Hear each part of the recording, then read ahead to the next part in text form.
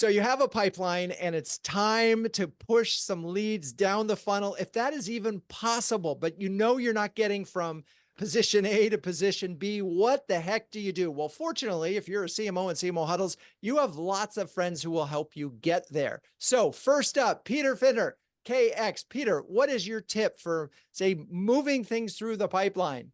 So don't declare things to be ready when they're not ready. Get that right. Otherwise, you're going to upset your SDRs and your salespeople. But I would recommend, if you're having a problem with getting leads through the funnel, go back to basics. Get your messaging right. Remember, personas matter. Everyone thinks they are unique. You better make sure they feel they are when you are communicating with them.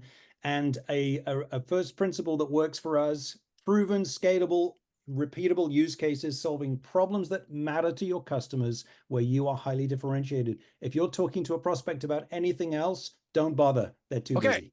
That was a lot of tips in one. Sara, Larsen, Wolters, Kluwer, what's your tip?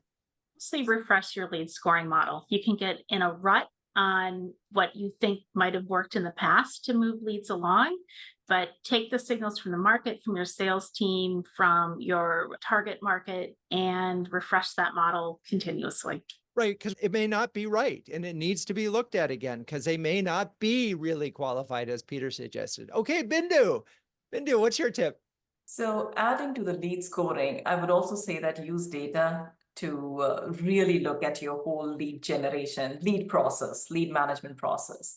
Use data to identify high converting leads, and then use the scoring models to take it all the way through. And scoring models have evolved, so use AI to build your scoring models. Okay, we're going to use AI for that. All right, Jessica Johnston, what's your tip?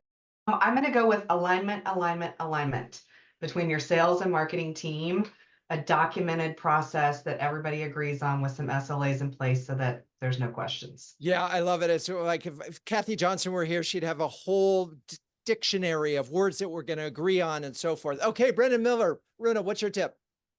I would say get your hands dirty. So dive in, join the sales calls, listen to the sales meetings online, and feel your salespeople's pain and start from there. I love that. It's so important to sit on those calls. If you have to get out there and go sell yourself, you can do this and you'll learn so much. All right. Well, if you're a B2B CMO who can share, care, and dare with the best of them, just so you know, penguin hats are not required, but a group of penguins is a huddle. I'm Drew Neiser. That's your Tuesday tip. Be sure to check out CMOHuddles.com. Peace out.